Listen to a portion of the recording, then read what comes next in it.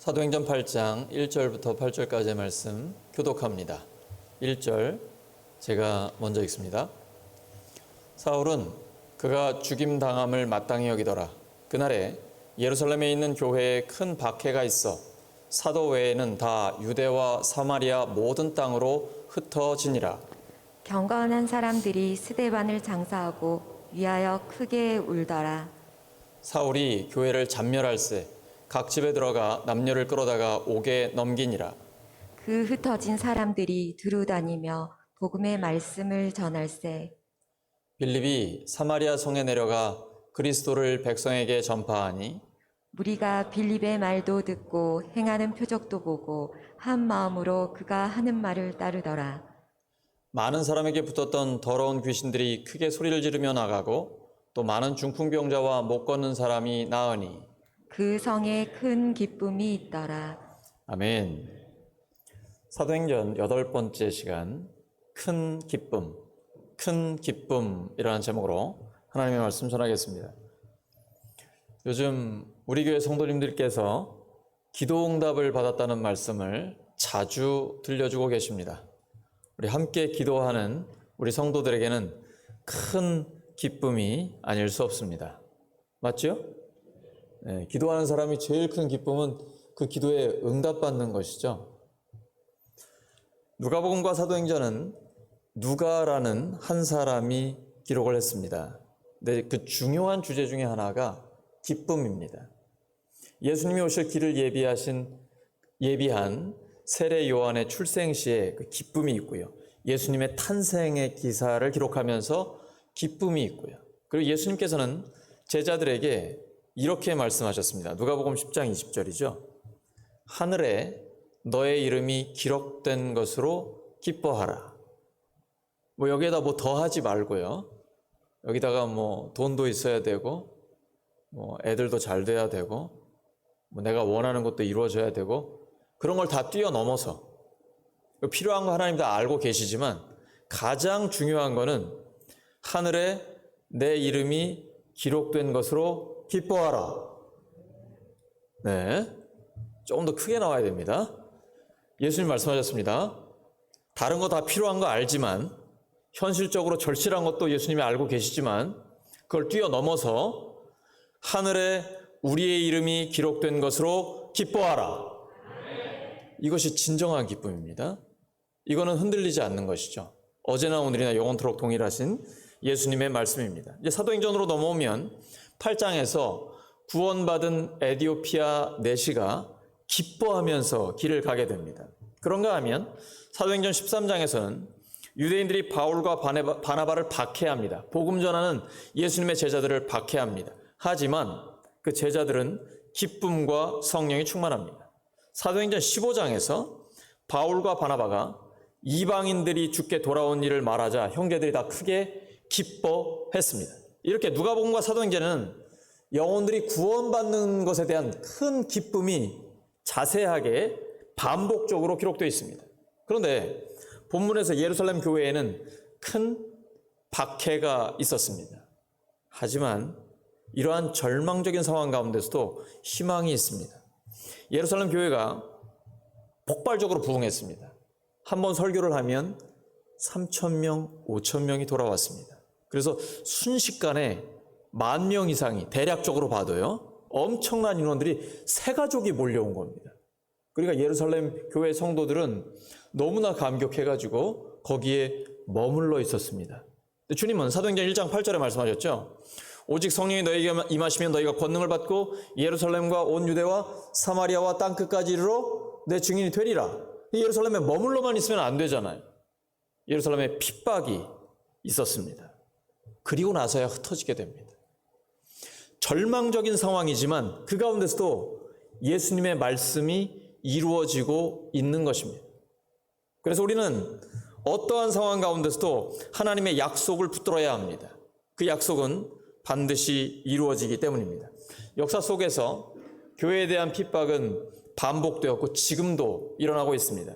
체코 프라하에 가면 야누스의 동상이 있습니다. 야누스는 교회 개혁을 주장한 사람입니다. 교회는 돈을 모으는 곳이 아니고 돈을 쌓는 곳이 아니고 돈을 나누고 베푸는 곳이 교회다. 이렇게 얘기했습니다. 근데 결국은 그가 이단으로 정죄를 받고 화형을 당해서 순교했습니다. 그것이 종교개혁 100년 전 1415년입니다. 프랑스 파리에 가면 백조의 길이 있습니다.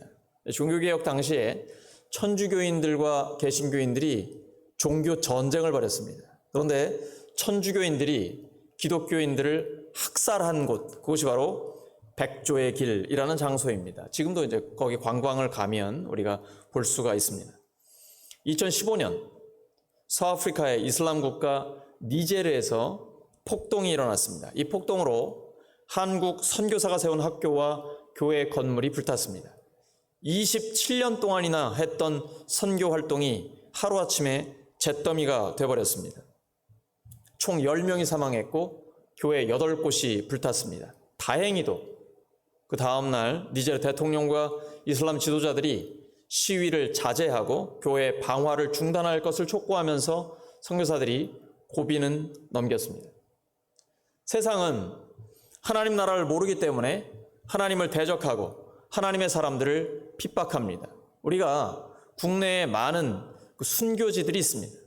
일제시대, 그리고 한국 전쟁 때 공산당에 의해서, 그리고 일본 제국주의에 의해서 우리는 신사참배를 강요당하고, 그리고 예수님을 믿는다는 이유 하나 때문에 심각한 그리고 생명을 잃어버리는 순교의 현장 속에 많이 우리의 믿음의 선배들이 들어갔었습니다. 그래서 교회에 대한 핍박, 이것은 현실이고 바로 우리의 문제입니다. 당장 북한에만 해도 지금 굉장히 힘든 상황 중에 있어서 지하교회로 숨어 들어가 있는 상황입니다. 그리고 실제로 현재도 순교를 당하고 있습니다. 하나님 나라와 세상은 각각 목적이 다르고 추구하는 가치가 다릅니다. 의, 평강, 기쁨을 추구하는 것은 맞지만 무엇을 통해, 누구를 통해 그것을 얻는가는 다릅니다. 그래서 의, 평강, 기쁨이라고 단어는 같은 단어를 얘기하지만 그 의미와 내용이 같지 않습니다. 그렇기 때문에 우리는 예수님처럼 세상 속에서 예수님의 방법으로 세상을 대할 때에 참된 승리가 우리에게 주어집니다. 하나님 나라는 먹는 것과 마시는 것이 아니고 오직 성령 안에 의와 평강과 기쁨입니다. 근데 이것을 이룬 것은 예수님의 자기 희생과 자기를 내어주는 사랑입니다. 세상은 교회의 숫자, 사람이 얼마나 많은가, 아니면 돈, 정치력, 이런 것에 감동하거나 무릎 꿇지 않습니다. 왜냐하면 그것은 세상과 똑같은 것이기 때문입니다. 세상이 교회를 교회답게 인정하고 또 그 앞에 그래도 마음을 열 수 있는 것은 예수님처럼, 그리고 스데반처럼 죽는 그 순간까지도 사람들을 용서하는 기도를 했을 때, 그때 진정한 감동과 그리고 영혼 구원의 역사가 나타나게 됩니다. 예수님께서 이 땅에 오신 목적이 그것입니다. 자기를 내어주는 사랑, 자기를 희생하는 사랑입니다.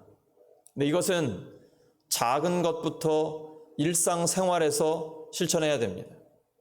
제가 나름 바쁘게 살아갑니다. 이제 집에 퇴근하고 들어갈 때 보면 이렇게 저희 아파트가 2개가 있잖아요. 그러면 옆집에 있는 전단지가 이렇게 우리 집 앞으로 나올 때가 있습니다. 그럼 그거 주워가지고 그냥 우리 쓰레기통에 버리거든요. 아주 작은 것부터 실천하셔야 됩니다. 일상생활에서 내가 만나는 고객, 나를 대하고 있는 가족, 가까이 있는 이웃, 그들에게 나를 내어주고 자기를 희생하는 사랑을 우리가 실제로 실천을 해야 됩니다. 그럴 때에 가정과 이웃과 우리의 삶의 자리가 진짜로 변하게 되는 것이죠. 예루살렘 교회는 스데반처럼 자기를 내어주는 사랑, 그리고 죽음도 무서워하지 않는 부활신앙으로 충만했습니다. 불신자들은 돌에 맞아 죽어가면서도 용서를 비는 기도, 그 앞에 무릎을 꿇는 것입니다. 사실 이 현장에는 사울이 있었습니다. 히브리식 이름이 사울이고 헬라식 이름이 바울입니다. 동일 인물입니다. 그런데 이 사울은 스데반이 죽는 걸 당연하게 생각했습니다. 왜냐하면 신성 모독을 하면 죽어야 되거든요. 레위기 24장 16절입니다. 시작. 여호와의 이름을 모독하면 그를 반드시 죽일지니 온 회중이 돌로 그를 칠 것이니라. 거류민이든지 본토인이든지 여호와의 이름을 모독하면 그를 죽일지니라. 사울은 스데반이 신성을 모독했다고 생각했습니다. 왜냐하면 그가 예수님이 하나님 보좌 우편에 서 계신 걸 보았다라고 얘기했죠. 이스라엘은 철저히 유일신 사상입니다. 하나님은 한 분입니다. 그런데 하나님 보좌 우편에 예수 그리스도가 서 있다라고 하면 마치 복수의 순, 신이 두 명인 것처럼 그렇게 보이잖아요. 그래서 신성을 모독했다라고 생각하는 것이죠. 삼위일체 하나님에 대한 이해가 없기 때문이죠. 이것 때문에 죽어 마땅하다라고 생각을 했습니다. 하지만 부활하신 주님을 만난 사울은 그 이후에 자기 자신도 예수님의 복음 때문에 고난을 당하는 그 길을 걷게 됩니다. 그리고 생명의 위협도 많이 당하게 되죠. 하나님께서는 세상 속에서 하나님의 나라를 위해 사는 성도들에게 때로는 고난을 허락하실 때도 있습니다. 실제로 복음 전하다가 고난을 당했던 바울에게 주님은 이렇게 말씀하십니다. 사도행전 18장 9절과 10절이죠. 두려워하지 말며 침묵하지 말고 말하라. 내가 너와 함께 있음에 어떤 사람도 너를 대적하여 해롭게 할 자가 없을 것이니 이는 이 성 중에 내 백성이 많음이라 하시더라. 하나님 우리에게 이렇게 끊임없이 말씀하십니다. 두려워하지 마라. 그리고 침묵하지도 말아라. 내가 너와 함께 있으니까 걱정하지 말고 하나님의 말씀을 전해라. 그리고 너의 삶에 이루어진 성경 말씀을 담대하게 자랑하라. 없는 얘기할 필요 없고 성경에 기록된 하나님, 내가 경험한 하나님을 말하라는 것이죠. 나는 주님을 만나서 내 삶이 이렇게 변했습니다. 내 삶에 하나님이 기도에 응답하셨고 성경이 실제로 이루어지고 있습니다. 바로 그것을 끊임없이 말하라고 주님께서 우리에게 말씀하고 계십니다. 바울의 손으로 그리고 하나님께서 놀라운 능력들을 행하게 하셨습니다. 그가 텐트 메이커인데 천막을 만드는 그 앞치마만 가지고도 사람들이 치유되는 역사가 있었습니다. 그것은 그의 능력이 아니죠. 오직 하나님의 능력입니다. 주님 다시 말씀하셨습니다. 사도행전 23장 11절입니다. 시작. 담대하라. 내가 예루살렘에서 나의 일을 증언한 것 같이 로마에서도 증언하여 하리라. 예루살렘에서는 담대하게 예수님의 복음을 전했는데요. 이제 그때 당시에 땅끝이라고 생각했던 그리고 사도행전의 목적지인 로마에 너는 가야 할 것이다. 근데 현실은 그렇지 않습니다. 당장 유대인들이 핍박을 하고 죽을 고비를 이미 여러 번 넘겼습니다. 도저히 못 갈 것 같아요. 그리고 고소 고발을 당해서 죄수의 입장에 있습니다. 지금 현실은 불가능해 보입니다. 근데 하나님 말씀하셨습니다. 너 로마에 가야 한다. 그 말은 하나님의 신적 의지가 담겨 있는 겁니다. 현실은 지금 상황은 불가능해 보입니다. 근데 하나님께서 말씀하셨어요. 너 로마에 가야 한다. 가게 될까요? 사도행전의 결론을 우리는 알고 있습니다. 실제로 로마에 갔습니다. 여러분, 바울을 유대인들이 죽이려고 했습니다. 심각한 핍박을 받았습니다. 근데 하나님은 바울을 적대시하는 그 유대인들의 감정까지도 사용하셨습니다. 죄수가 돼서 안전하게 로마 군사들의 호송을 받으면서 로마로 갔습니다. 사람이 상상치도 못할 방법입니다. 하나님은 심지어 우리가 핍박을 당할 때도 그 핍박자들까지도 사용하시는 분이 하나님입니다. 그래서 우리가 하나님 뜻대로 살다 보면 때로는 손해를 보기도 하고 따돌림을 당하기도 하고 실제적인 고난을 당하기도 합니다. 힘들어요. 하지만 그런다고 해서 절망하지 마십시오. 하나님께서는 우리가 어떤 상황 가운데 있을지라도 우리를 인도하십니다. 그리고 모든 것을 합력해 선을 이루어 주십니다. 사람들이나 현재 상황을 보지 마시고 내가 볼 때는 그리고 사람들도 불가능하다고 여기지만 하나님께는 불가능이 없습니다. 오늘 찬양하셨잖아요. 전능하신 나의 주 하나님은 능치 못하실 일 전혀 없네. 찬양만 하는 거예요? 진짜 믿는 거예요. 우리의 신앙생활은 하나님의 초자연적인 역사를 믿습니다. 상식을 존중합니다. 그러나 상식을 초월하는 것이죠. 그래서 하나님의 역사를 믿는 겁니다. 그래서 하나님의 말씀을 붙들고 나아가는 것입니다. 하나님께서 바울 한 사람을 변화시키셨을 때 세계 선교 현장을 완전히 달라지게 하셨습니다. 2000년 전에 세계 선교의 역사를 이루어 주셨습니다. 한 사람이 그렇게 중요한 겁니다. 한 사람이 변화되면 그 한 사람이 또 다른 사람들을 변화시킵니다. 그리고 우리가 가르치는 그 한 사람, 교육시키는 어린아이 한 명, 그 한 사람이 변화되면 가족과 세상을 바꿔버립니다. 한 사람이 중요한 것입니다. 기독교의 역사는 변화된 한 사람이 세상을 바꾸는 역사입니다. 따라하시죠. 한 사람이 중요합니다. 옆 사람 축복해 주시기 바랍니다. 당신이 그 한 사람입니다.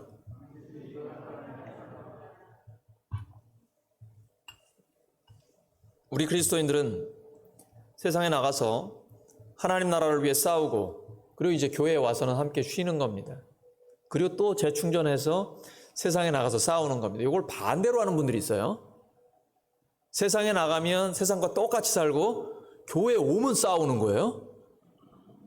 이건 아니에요. 여러분 정반대가 되셔야 됩니다. 우리가 교회에서는 우리가 한 뜻, 한 마음이잖아요. 그러니까 이 안에서 편안한 쉼을 누리고 기도의 제목도 나누고 함께 기도응답 받고 막 감격하고 즐거워하고 그다음 그 힘 가지고 세상에 나가서 싸우는 거예요. 목사도 마찬가지입니다. 우리 모두는 진짜 신앙생활은 교회 밖에서 하는 겁니다.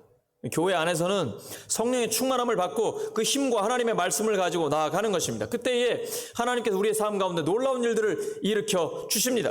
하나님은 세상의 조직이나 체계를 통해서도 일하십니다. 그래서 우리는 세상의 시스템을 하나님이 어떻게 쓰실지 잘 관찰해야 합니다.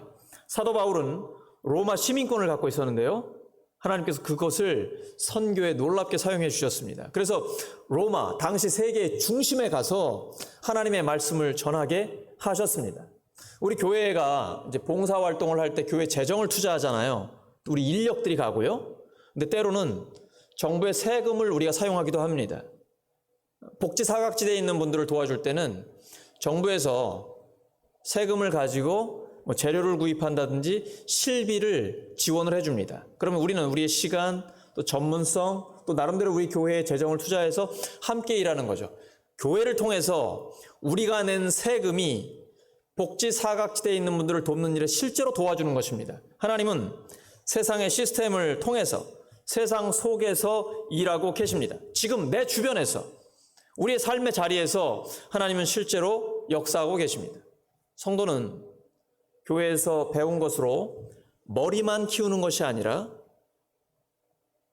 세상에 하나님 나라를 살아낼 수 있습니다. 가정과 일터, 모든 삶의 자리에서 그렇게 살 수 있습니다. 교회에서는 배우고 연습하고 훈련하고 그 힘으로 세상에 나가서 하나님의 나라를 위해 살 수 있는 것입니다. 그것이 사도행전을 통해 우리에게 주시는 하나님의 뜻입니다. 진짜 신앙생활은 교회 밖에서 하는 것입니다. 그런데 식민지 지배를 받고 있던 예수님의 제자들에게 최고의 관심은 뭐였을까요? 우리가 일본의 식민지 지배를 받을 때 최고의 관심이 무엇이었습니까? 당연하죠. 사도행전 1장 6절입니다. 시작. 그들이 모였을 때 예수께서 여쭈어 이르되 주께서 이스라엘 나라를 회복하심이 이때이니까 하니.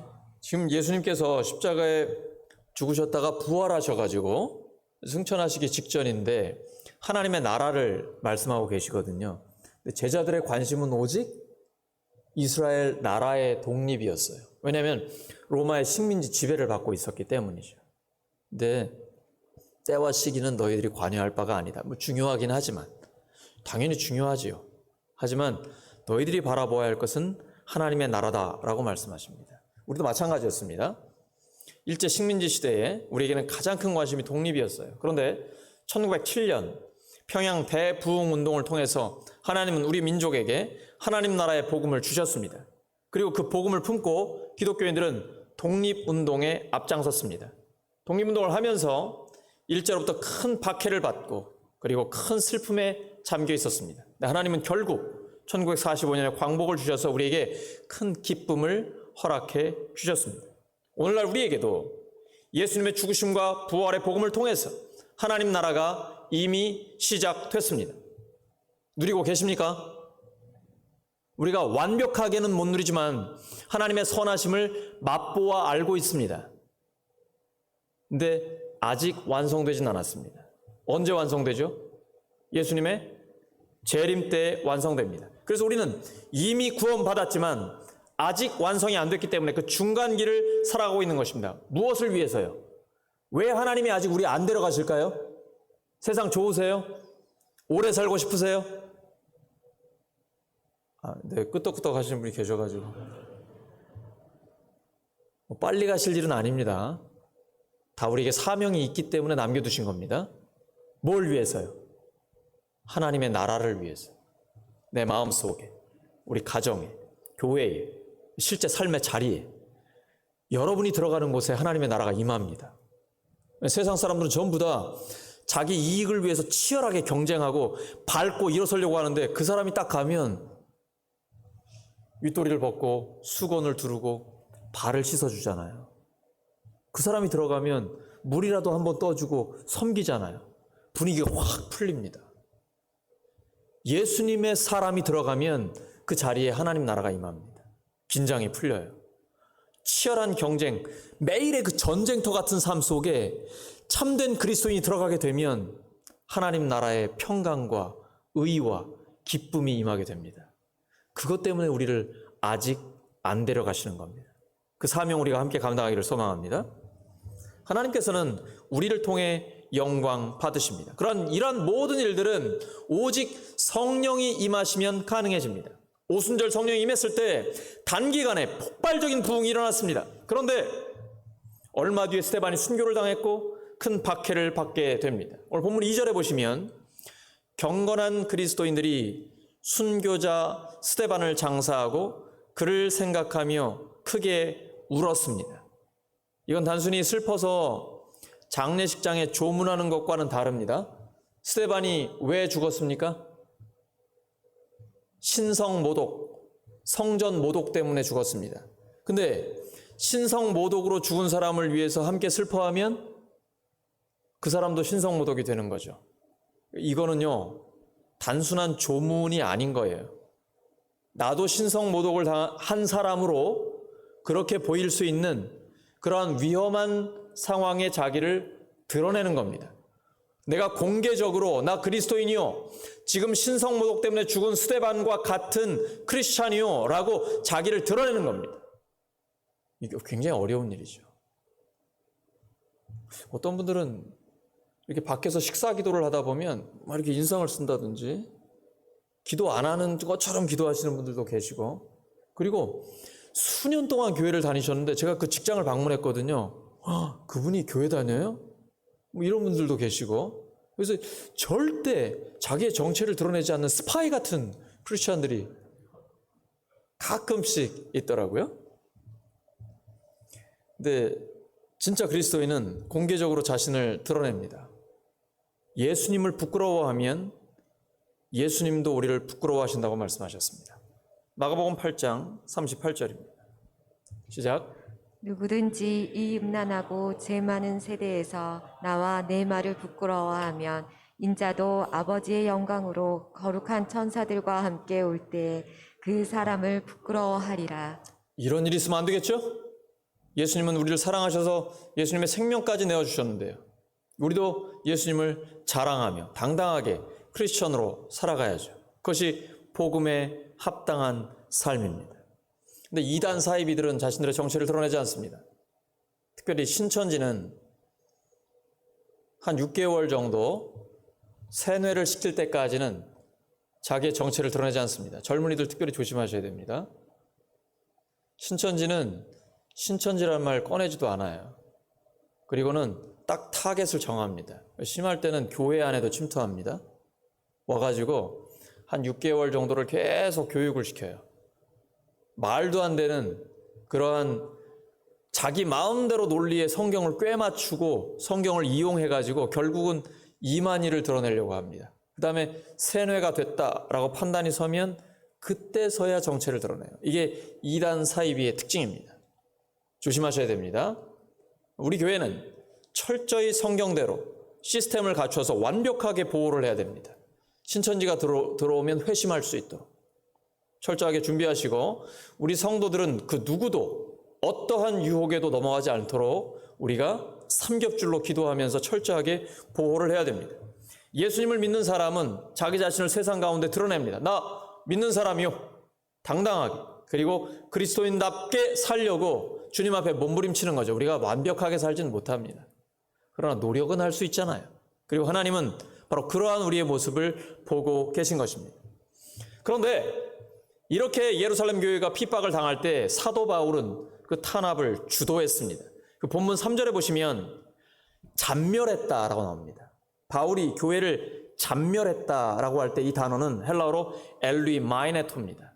특별히 야생 짐승의 시체를 갈기갈기 찢는 행위를 가리킵니다. 교회를 그렇게 잔인하게 핍박했습니다. 바울이 그런 사람이었습니다. 마치 포위된 성읍을 폭격하는 것처럼 교회를 멸하려고 했습니다. 왜냐하면 예수는 신성모독, 성전모독죄로 나무 십자가에 달려 죽은 자입니다. 하나님의 저주를 받은 자라고 생각했습니다. 그런데 교회는 그 예수를 하나님이 다시 살렸다라고 얘기하니까 가만 놔둘 수가 없는 것이죠. 그런데 이렇게 박해를 받을 때에 박해받고 흩어진 성도들은 두루 다니면서 계속해서 또 복음을 전하고 있습니다. 여러분 성경을 읽어보시면 성경은 완전히 드라마입니다. 여러분 드라마 좋아하시죠? 저 엄청 좋아하거든요. 저희 집에 TV는 없지만 저는 성경을 보면서 드라마를 봅니다. 진짜 드라마틱해요. 교회가 핍박을 당할 때 그 핍박을 주도했던 잔멸했던 자가 사울인데, 그런데 핍박받고 흩어진 크리스천들은 또 두루 다니면서 복음을 전해요. 그런데 반전의 반전. 신앙생활은 반전입니다. 따라하시죠. 신앙생활은 반전입니다. 신앙생활은 반전입니다. 안 될 것 같죠? 하나님이 해주십니다. 저는 그래서 제가 텔레비전 드라마는 안 봅니다.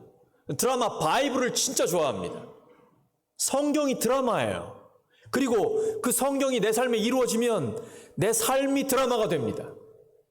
여러분 드라마 보면서 즐기는 게 좋습니까? 내가 드라마의 주인공이 되는 게 좋습니까? 저는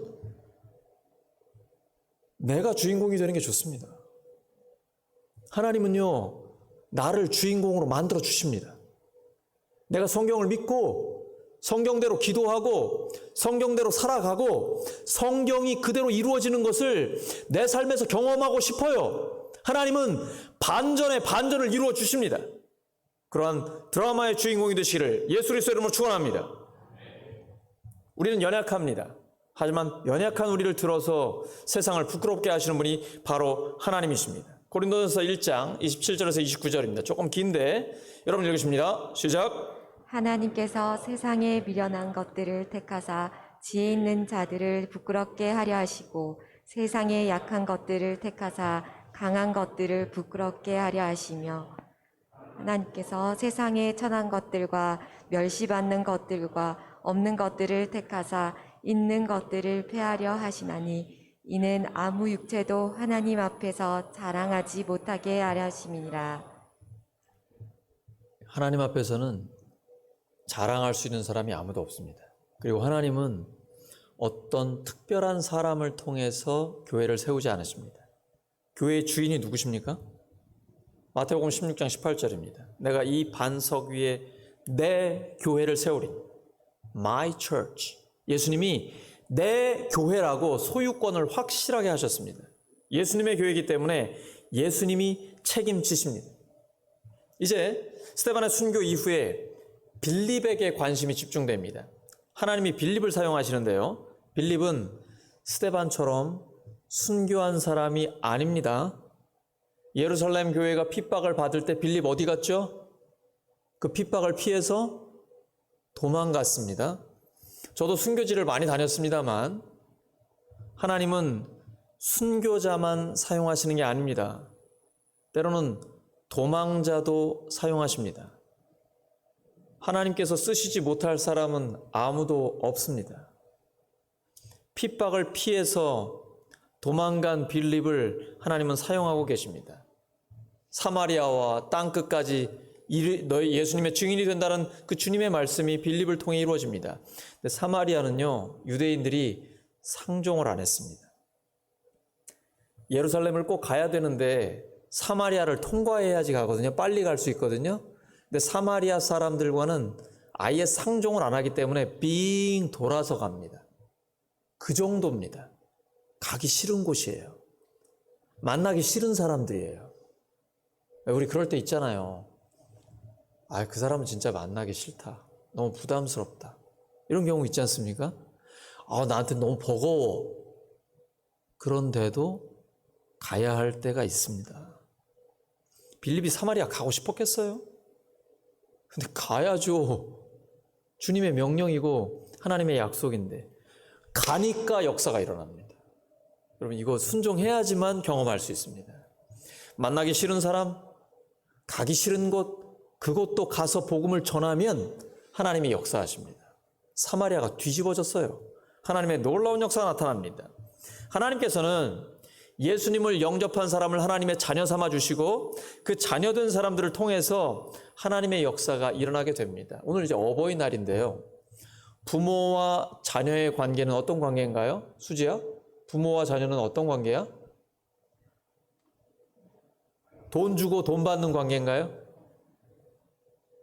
부모와 자녀의 관계는 유능함과 무능함의 관계인가요? 아주 똑똑하고 잘 나가는 자식은 내 자식이고, 그리고 아주 못나고 부족한 애는 당신 자식이고. 왜 그러잖아요. 아빠 엄마가 서로 잘한 거는 나 닮았고 못한 거는 당신 닮았고. 무능함과 유능함의 관계 아닙니다. 부모와 자녀의 관계는 사랑의 관계입니다. 이게 바로 하나님과 우리와의 관계입니다.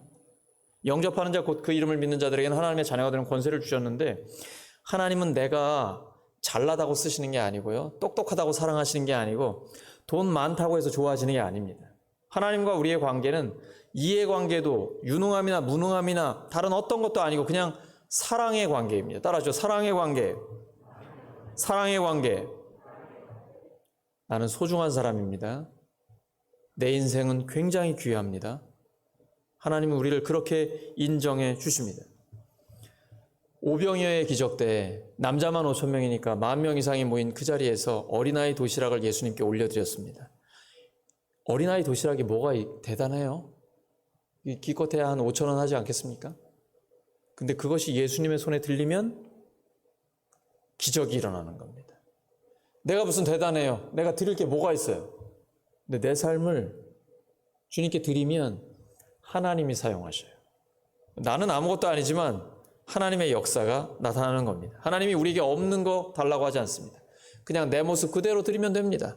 하나님은 있는 모습 그대로 받으십니다. 그리고 하나님께서 역사해 주시는 거죠. 성경은 드라마입니다. 우리 삶에 하나님의 놀라운 드라마가 이루어지게 됩니다. 그렇게 하나님의 영광을 위해 살고 하나님의 역사가 나타나는 것을 보면 우리에게 큰 기쁨이 있는데, 이것이 신앙인의 특권입니다. 오늘 말씀 정리합니다. 사마리아에는 복음을 듣고 구원받은 자들과 치료받은 자들의 큰 기쁨이 있었습니다. 말씀이 선포될 때 그 말씀대로 이루어지는 것을 경험했습니다. 그러니까 놀라운 기쁨이 삶에 임하게 되는 것이죠. 사실 사마리아 사람들은 유대 민족의 순수한 혈통과 신앙을 지키지 못했습니다. 그래서 유대인들은 그들을 이스라엘 사람으로 인정하지 않았습니다.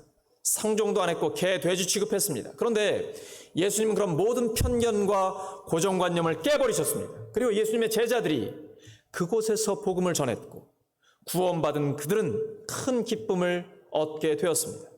수백 년 동안 사람 취급도 받지 못했던 쌓이고 쌓인 그들의 한이 큰 기쁨으로 바뀐 것입니다. 우리 모두 동일하게 하나님의 구원과 치유의 역사를 경험하며 큰 기쁨이 넘치는 우리의 삶이 되기를 예수 그리스도의 이름으로 축원합니다. 함께 결단에 기도하겠습니다.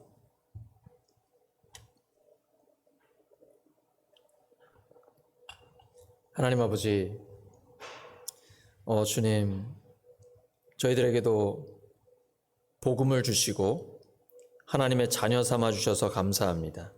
끊임없이 하나님의 역사를 체험하게 하여 주시옵소서. 그래서 밋밋하고 뜨겁지도 않고 차지도 않은 뜨뜻미지근한 그런 신앙이 아니라 늘 감격 속에 큰 기쁨이 넘치는 저희들의 삶이 되게 하여 주시옵소서. 그리고 그 기쁨이 저희 주변 사람들에게 전달되게 하셔서 더 많은 영혼들을 구원하고 제자를 삼는 저희들의 삶이 되게 하여 주시옵소서. 감사드리며 예수 그리스도의 이름으로 기도드립니다.